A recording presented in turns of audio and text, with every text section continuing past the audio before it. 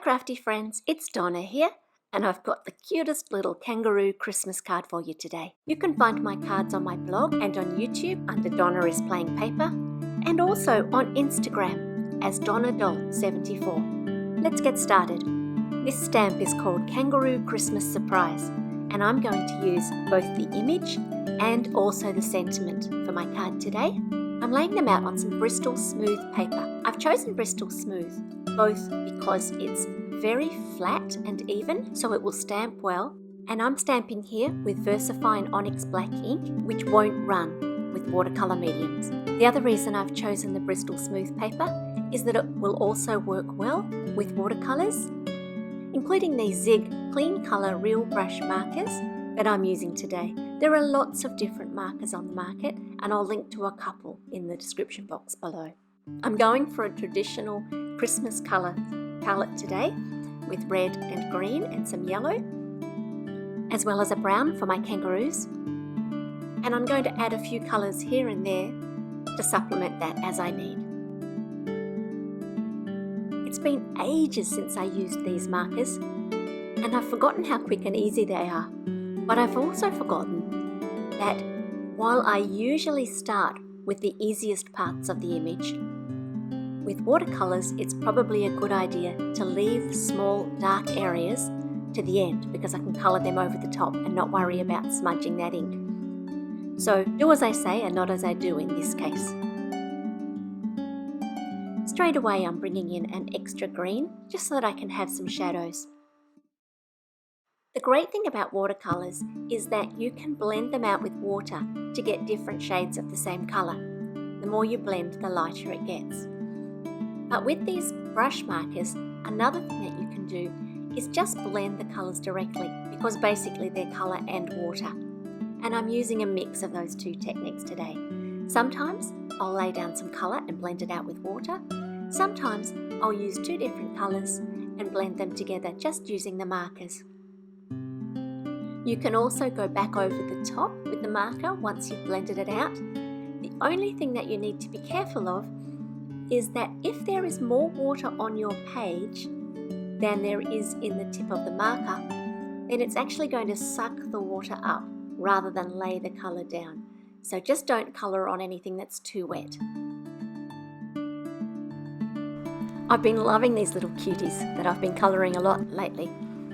They're a collaboration between Paper Rose Studio and Rachel Ann Miller of Ram Stamps, and they're just adorable and really nice to colour. Many of you will be Australian, but I thought I'd talk a little bit about some Australian animals while we colour, because I think we have animals that are equally as famous as each other, and yet very, very different in number. I often have friends say to me, oh, I'd like to see a kangaroo and a koala and, a wombat or whatever else, but especially kangaroos and koalas.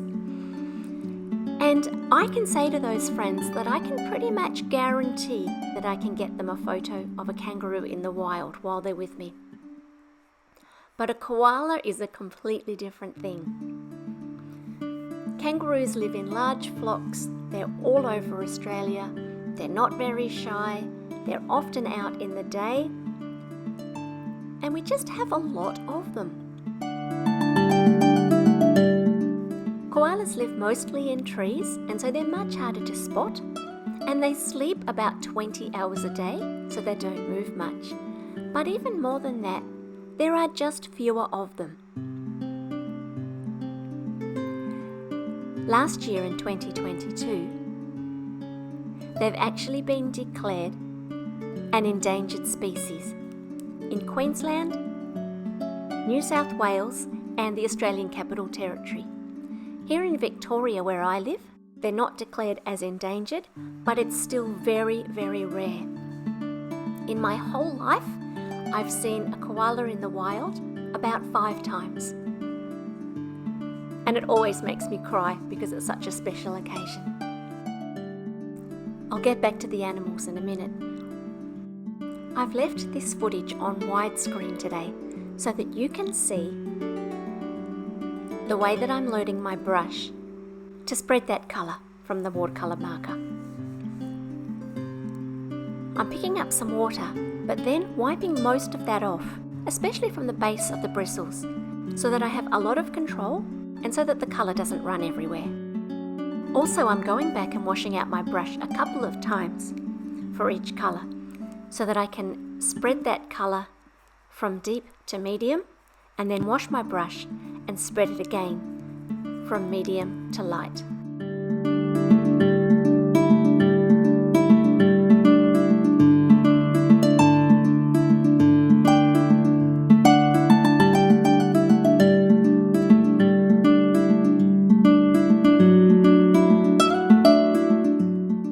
For the leaves of this holly, and so I chose a lime green, thinking that would stand out enough against the bright green on the Christmas present.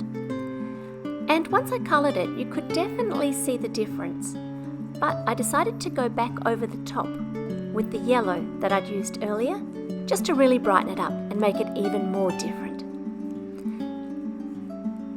Watercolours layer beautifully, and you can just see each colour underneath the one that you put on top.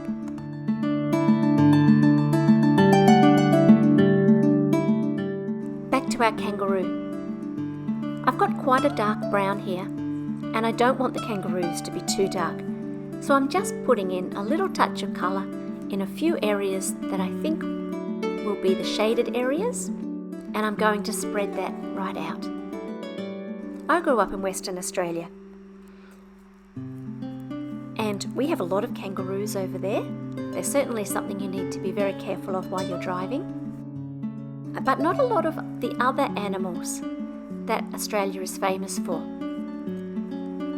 We have quokkas on Rottnest Island, and they're very cute, although probably rather too tame for their own good these days, as they're very reliant on people for their food. But when we moved to Victoria about 20 years ago, I was so surprised to find an echidna walking up our street, and to find wombats in the wild, and all of these other animals that I'd only really heard of in storybooks, even though they were animals from my own country. And the one that surprised me the most was the wombat.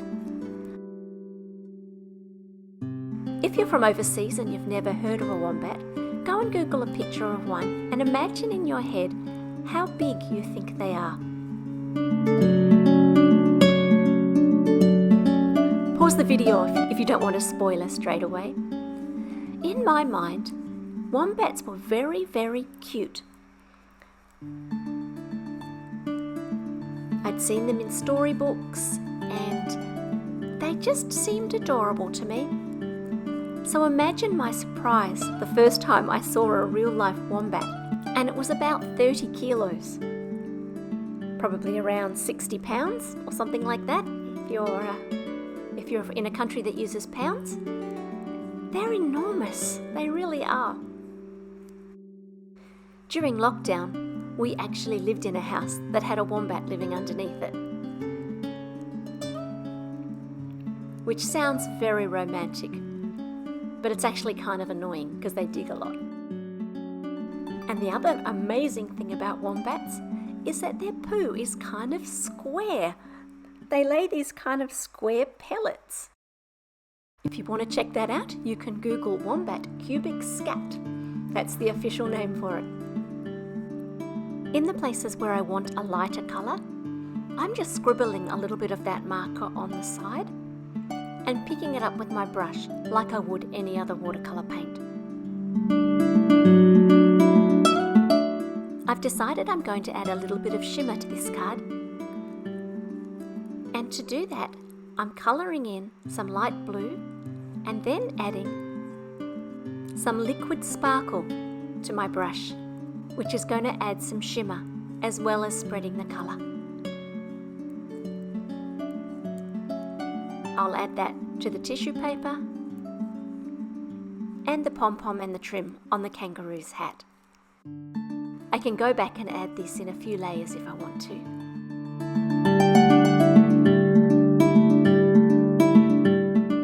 Once that's done, this image is pretty much coloured. I went back and did a little bit of touching up a few areas that I wanted a little bit darker.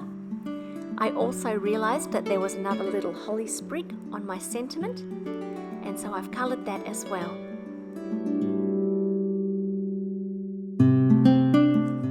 I don't know if it's been bugging you as well, but despite my careful attempts using the packaging to line the box up straight, I actually stamped the sentiment slightly crooked. And so I'm going to fix that by using a stitched rectangle die and cutting that parallel with the sentiment so that the whole image looks straight on the card.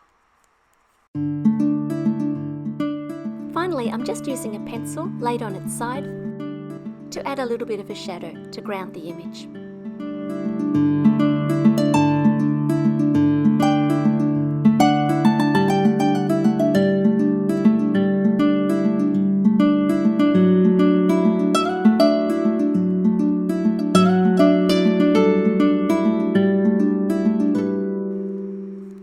That's all for today's cards.